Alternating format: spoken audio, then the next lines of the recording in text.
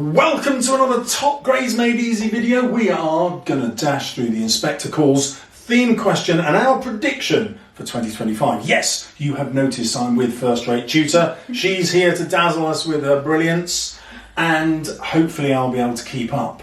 We're going to start with the 2024 question and work our way through down to 2017.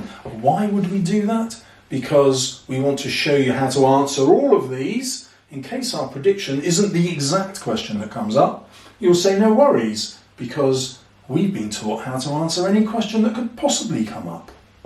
Would you like to start with 2024? Yes. So when it comes to themes, and don't forget, by the way, we've split Inspector Calls into obviously themes and character predictions. So don't forget, obviously, we have done character predictions will be featured on First Rate Tutors. However, when it came to the theme question for the 2024 exam, the question was how Priestley uses the inspector to suggest the need for social change. This question is amazing.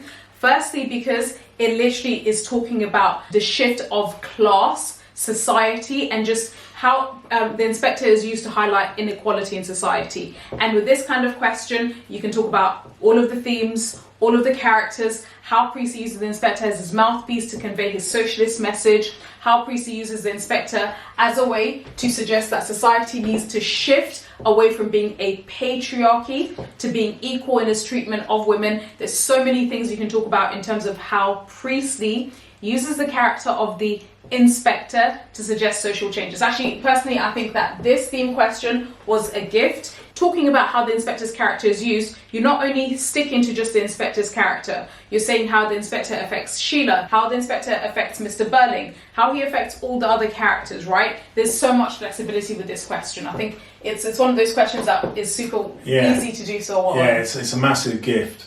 It also leads us to the inspector's final words, which I teach my students. Those words and your analysis of them will fit any question, but obviously it will fit this one brilliantly.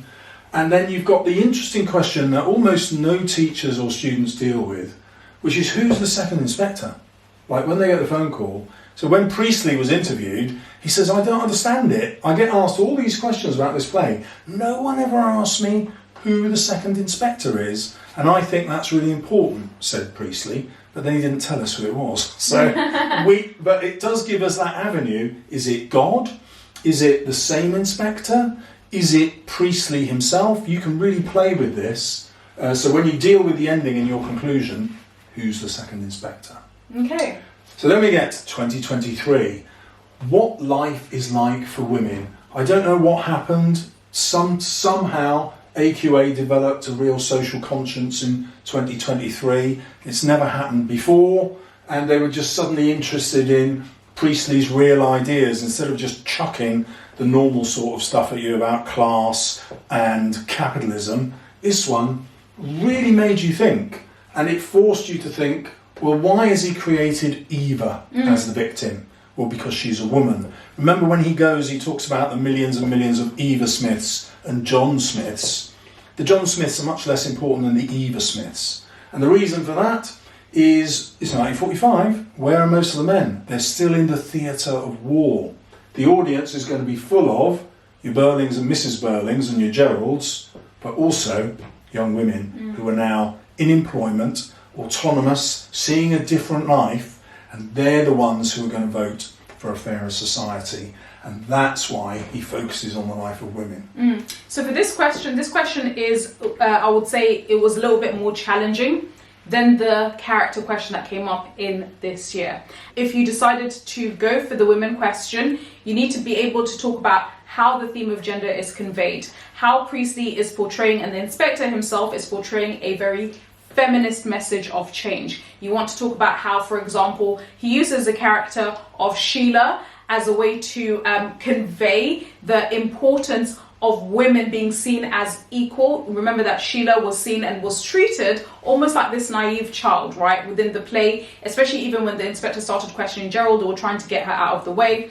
But also, of course, when you think about all the other female characters, if you answer any question to do with women or gender, you definitely need to allocate at least one paragraph to Mrs. Burling's character. She's really interesting in the sense that she actually continues and perpetuates the inequalities in gender, because she represents many upper class women and upper middle class women who are far more loyal to their class than their gender. And of course, this type of question will also need to mention and include Eva Smith and Daisy Renton, how they are symbols of the working class. And of course, guys, by the way, don't forget that I do have an upcoming Inspector Calls GCSE Easter Masterclass where I'm going to be going over how to write a grade 9 model essay for the 2022 exam. Okay, so make sure you sign up and join in. I'll be answering literally any questions you have prior to the exams, which will be in a few weeks after that GCSE Masterclass. So, for the 2022 question, I think it's my turn. It is. This question was to do with how inequality in society leads to tragedy, which is completely to do with class. Class inequality leads to the tragedy of Eva Smith's death. And with this question, to be honest, this is such a nice question because you can talk about how all of the characters and the class prejudices affect Eva Smith and Daisy Renton and lead to the tragedy of her suicide. Of course, you've got Mr. Burling, how he is used by the inspector and of course by Priestley. Remember, the inspector is Priestley's mouthpiece. He is used to criticize capitalism because it leads to tragedy, right? It creates inequality in society and leads to tragedy. Of course, also characters like Mrs. Burling, she perpetuates, she creates inequalities when it comes to gender. When it comes to characters like Eric and Gerald, they show gender inequality as well in terms of abusing the power and privilege as part of upper class and upper middle class society. So I think this question would be really nice because it lends itself so easily to all of the characters. You know, you're spoilt for choice in terms of what you can talk about. Yeah, and inequality in society are two of the buzzwords that are going to get you into top grades here. So it would be a good time to pause and think, what other buzzwords are there? There's obviously patriarchal society. Have you got any other buzzwords which kind of force your essay into top grades? So we've got patriarchy, we've got class. There's one which I always like to tell my masterclass students, how Priestley uses the play as a political diatribe, a forceful and bitter attack against the Edwardian capitalist society. Obviously words like Edwardian society, those are really amazing buzzwords, but always remember to mention in terms of, especially not only mentioning the buzzword, but as you're tying it to Priestley's intent as a playwright, how this play functions as Priestley's political diatribe, i.e. a forceful and bitter attack against the Edwardian unequal society at the time, the Edwardian capitalist society. So I would say that those are some great buzzwords to use as well. That's brilliant. And so I'm just going to reinforce what you've said, link these words to Priestley's point of view. Right, I'm in, aren't I, with 2021. How Priestley presents society as unfair. Mm-hmm. So in a way, that's very similar to this question, even though it hasn't got the inspector in it. And what I love about these questions is they're basically saying the same thing. Apart from this one, which focused on women, all the other questions are basically saying, what's wrong with society, and what does Priestley say is wrong, and what does he think society should be instead? And they're all saying that in different words. So here, how is society unfair? Well, obviously it's unfair in what happens to the women, but it's also unfair in the role models for men. So Eric is an alcoholic, and that's seen as acceptable in this society. Gerald is a womanizer, and that's seen as acceptable in this society. And so men are given anti-role models, if you like, that they perceive as role models, and they fall into that. Burling himself is seen as a really successful character. In fact, many of my students in the past have said to me, well, I don't see what's wrong with Burling. He's a businessman. He needs to make a profit, doesn't he? And so this is the kind of male role model that's being offered to society. And Priestley is saying, no, all these are kinds of unfairness. But the most unfair is the treatment of Eva, and therefore the treatment of women. That's his principal message. And so we're going to go back to patriarchal society and nail those top grades. Interestingly, when I look at exam answers that have been marked by senior examiner, I've never seen an essay with the word patriarchal in it that didn't score at least a grade 8. Okay. It's like, so obviously that's a huge buzzword. Massive, yeah. Massive. Yeah, okay. So for the 2020 question, this was how Priestley presents male characters as irresponsible. This question literally asks you to investigate and to explain how Eric, Gerald, and Mr. Burling are not only presented as irresponsible in their actions, in their effect on Eva Smith, Daisy Renton, and also Sheila, but also do any of them change, right? And really, the only male character that does change or express remorse is Eric's character, right? And so with this question, again, going back to what you were mentioning, this idea of patriarchy, this question invites you to discuss how Priestley uses all of the male characters, excluding obviously the inspector's character, as a way to criticize the disproportionate power men had in Edwardian patriarchal society. So this question, you can go to town talking about, Gerald, how he represents upper class aristocracy. You can talk about Eric, who abuses his power as an upper middle class man. You can talk about Mr. Burling, who is a symbol of aggressive capitalism that abuses Eva Smith. Okay, so this question, there's a lot you can talk about. Yes, and in our character video, which will be linked at the end of this one, we had an interesting disagreement about our interpretations of Eric. Yes. It's probably the only thing we disagreed on. Yeah. And this again allows you, it invites you to think, are all the male characters irresponsible? So you're going to say, no, Eric changes, and I'm going to say, he doesn't really. And, you can argue it either way, but as soon as you argue different points of view, you're automatically in top grades. Yes. So what came up in the 2019 question? So how Priestley presents selfishness and its effects. Is that the same as every other? Well, it's the same as inequality, isn't it? Also, an inequality and unfair is literally exactly the same thing. It's basically the same question. I'm going to go back to the golden words that Burling says. A man has to look after himself and his family. That is selfishness.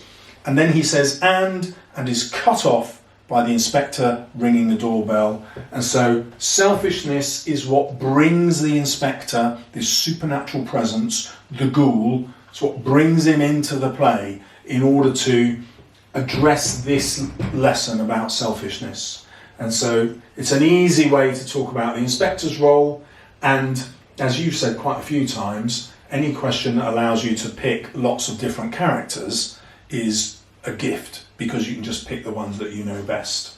Yeah. How would you approach that one differently or the same? I would approach it exactly the same, right? Because selfishness is just purely another way of saying how the characters act in a self-interested way, which is unfair, right? And this then ties into all the points we've talked about: society being unfair, inequality in society, Mr. Burling acting in a self-interested capitalist way, Gerald, abusing Daisy Renton as his mistress. He's showing irresponsibility as a man, as an upper-class aristocratic man. To be honest, literally all the points that we've talked about here, you can then just add it to selfishness and its effects. Brilliant. Okay. Take us to 2018. So for 2018, it was to do with how Priestley presents the importance of social class. This is just a complete class question. Again, I feel like we're just basically repeating the same points, right? So I think the theme questions are so easy and straightforward in the sense that you just focus on the theme and then just branch out into the different characters. You then mention, for example, this type of question in terms of how